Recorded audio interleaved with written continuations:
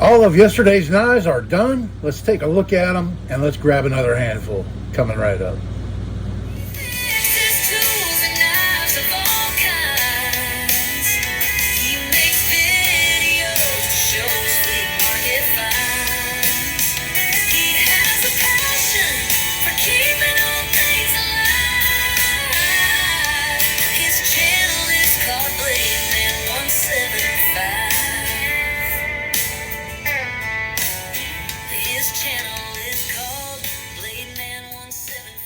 Hello everybody, and thanks for coming back for another video. This is Dave and I'm glad you're with me. So we're into another episode here of Grab Bag of Knives, where I grab a handful of knives and I attempt to get them all cleaned up and fixed up in a day. And I got yesterday's done.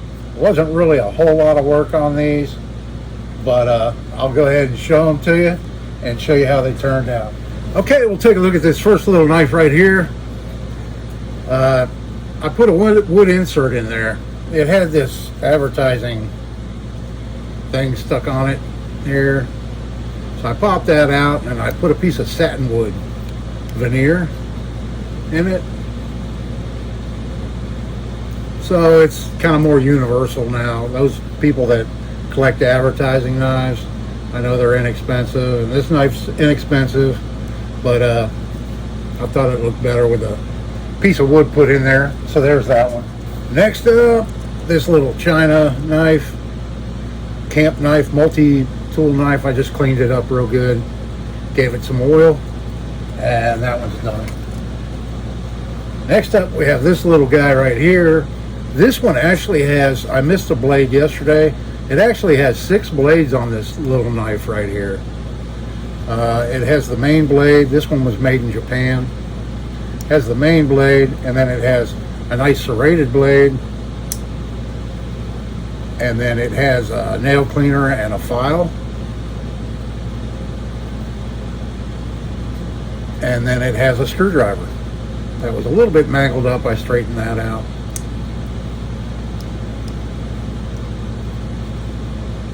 And then on the back side it has these pretty cool looking tweezers and some scissors. And I got most of the rust off of the spring on the scissors. And so there's that little guy. Now this next knife, here's the before picture. And I contemplated whether I was going to spend any time on it, but I went all out on this one. Here it is right here. And here it is now. So I put some oil on it. I got it to where it closes a little bit better. I filled this in with 25 cents worth of epoxy and glitter, and I kind of went with colors that would match the painted scene on the blade. And so now that I have that 25 cents invested in it, I did the math. I now have $2.61 invested in this knife. If I sell it for $3, I'll make a 39-cent profit, and that's without any labor. Can I get $3 for this knife? I sincerely doubt it. But I didn't want to leave that big empty without putting something in there, so anyway, that's what we have now. Okay, and then next up we have this one here. This is this very unique Cutmaster knife that has etched on the back S1205 Husky Jack etched on handle. Still have no idea why that is etched on the back of the handle. It's stamped on this side, stainless steel. I cleaned it up. It had a little bit of rust here and there, and the blades had a little corrosion. I got them they're opening a little bit better, but it's still very stiff. This knife was never used. No evidence of it ever being sharpened or used. We'll see if we can't get the tang stamp in the picture right there. Okay, and then the pen blade, it's in great shape too.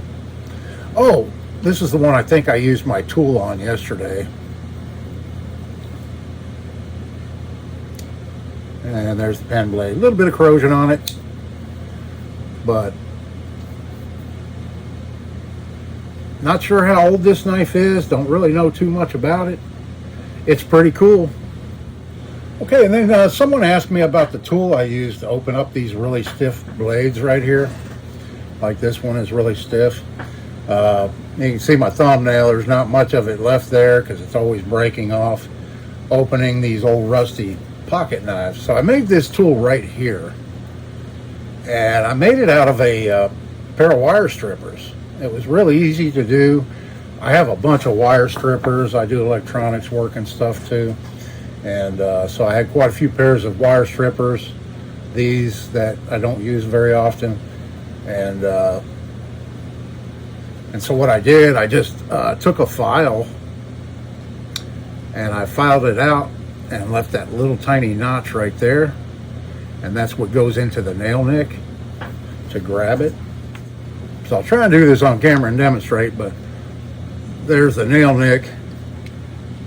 You just put the tool right in the nail nick like that and pull, and there it is. Yeah, it's really handy. It's really saved me from breaking off a lot of nails. I've been using this for a long time now and haven't had any issues with it at all. Like I said before, this little tiny piece of metal right here is stronger than any thumbnail you'll ever grow. So it's a handy little tool to have, and I keep it right up here by my bench where I can grab it when I need it. And so I thought I'd show that to you.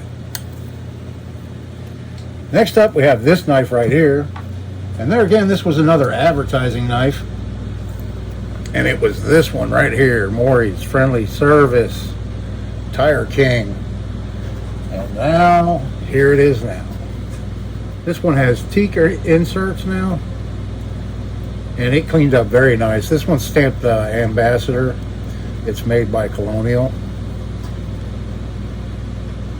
There's the main blade. It's kind of blunt, but that's how it came out of the factory. This knife hasn't been sharpened down like a lot of them. It has a really nice snap in it. The pen blade stamped USA. There again, you see blunt right out of the factory like that. So there's that one. No longer an advertising knife now. It has custom teak wood inserts. So then last up to show you, and then we'll grab another handful, is this knife right here. And this is how it turned out. This knife is marked Clover brand. And I guess what this knife was Camillus's contribution to the clamshell style knives. They didn't want to put Camillus, I guess, on the clamshell and more inexpensive knives. So they used the Clover brand name and stamped them with that rather than Camillus. But this was actually made by Camillus between 1935 and 1940. That's when they were using that brand. So I looked it up. I guessed it 30s or 40s, and I was pretty much right on because, like I said, this knife is from 1935 to 1940. There's the can opener blade, cleaned up very nice.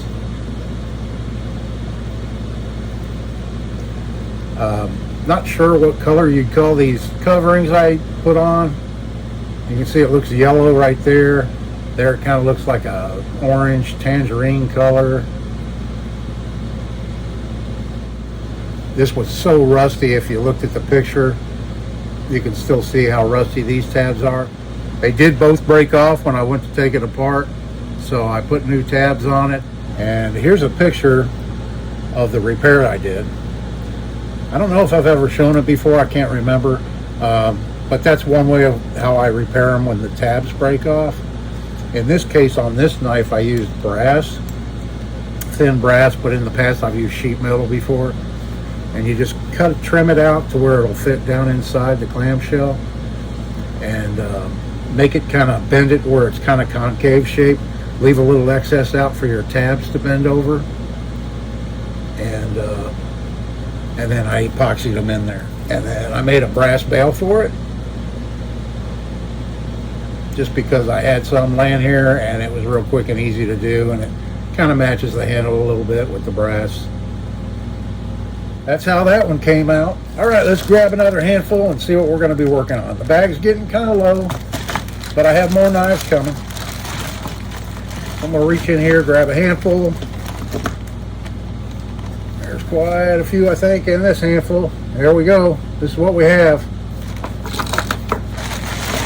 Interesting. Oh.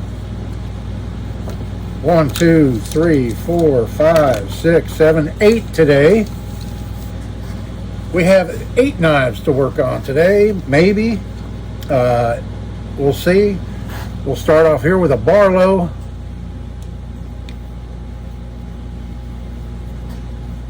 This is an Imperial Barlow with the 56 to 88 tank stamp. Main blade has been sharpened quite a bit. The pen blade has been sharpened quite a bit. This is a clamshell style, and the plastic's in pretty bad shape. So we'll get that one cleaned up and take a look at it in the next video. Then we got this guy here. This is interesting. I don't think it's missing a handle scale. It was made that way. It's all stainless on this side, and then it has what looks like Paco wood on this side.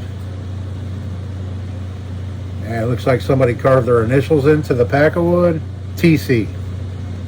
Tomcat used to own this knife. It has a brass thumb stud, stainless steel, Taiwan.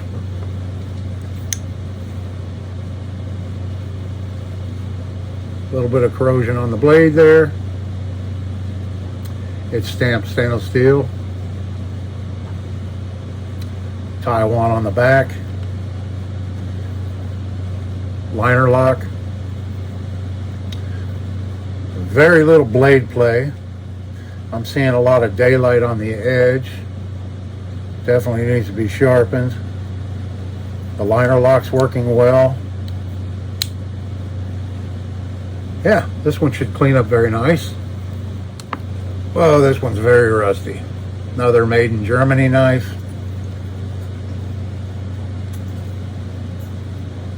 Yeah, can't even read it. It's so rusty and pitted. But I'm sure it says made in Germany on that blade. But we won't give up on it. We'll go ahead. It's a nice slim knife. It's missing the little bail. And, you know, it's not broken. It's just really rusty.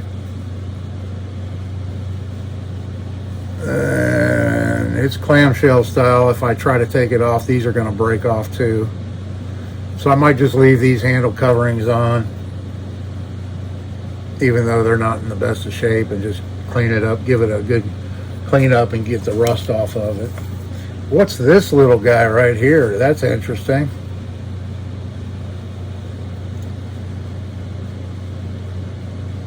Very interesting little pen knife here. Very slender blades. Let me take a look at it. So this one's marked W in a diamond and Germany underneath. I wonder if that's Wüsthof. If Wüsthof used that on their pocket knives, their pen knives. Not sure. It has brass liners and it has this unique, I guess it's like a vase with flowers or something on it. I don't know.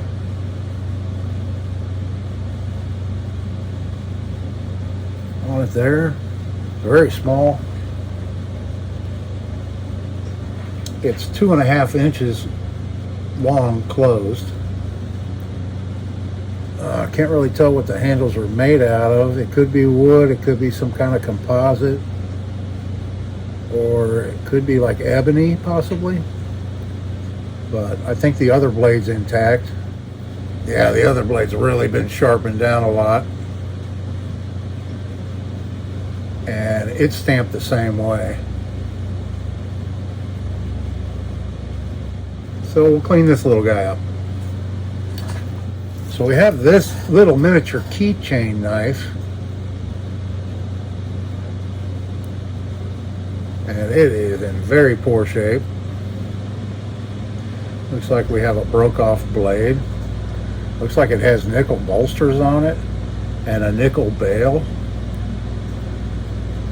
There's some paint right there on the main blade. Got some rust down inside there.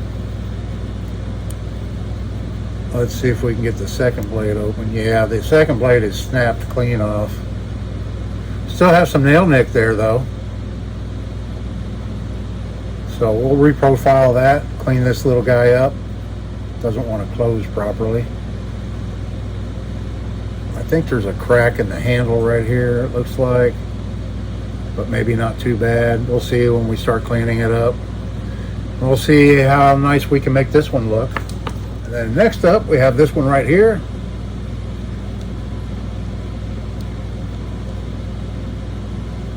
I'm coming across quite a few that have this handle style on them. These kind of clamshell handles that have the tabs on the inside. Ooh, this one's filthy. Somebody really messed up that blade right there. That's unfortunate. This is a Colonial, isn't it? Yeah, Colonial. Yeah, they sharpened this one down quite a bit. There's the tank stamp. I think it'll clean up pretty good. It's real filthy down inside. Yeah, we'll clean this one up and make it look better. What do we have here? My goodness. Somebody pinched the bolsters on this guy. Look at that. They flattened it out. This is another Colonial. Yes, another Colonial with the same style handle attachment as the last one. This blade doesn't look too bad. Pen blade, more like a scalpel blade now. This one's stamped USA. Yeah, I'm not even going to try and fix that mushed bolsters right there.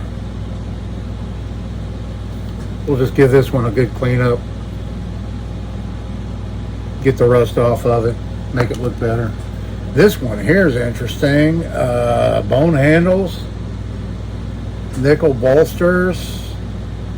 The bone's chipped out right here, unfortunately. And I'm very apprehensive to see what these blades look like. I'm not gonna hold my breath. Yes, it's very stiff. Oh, it's an old Western. Boulder, Colorado. Yeah, you can barely make it out. I don't know if it'll even show up on camera. It's the arched Western States. But look at the blade. Not only broke off, but just whittled down to nothing. Let's see what the other blade looks like. Probably just as bad. Yeah, not too good at all. Kind of like a muskrat blade. Yeah, unfortunately, you can make out the tank stamp a little bit better on this blade. It's a nice sized knife. The springs aren't in bad shape overall.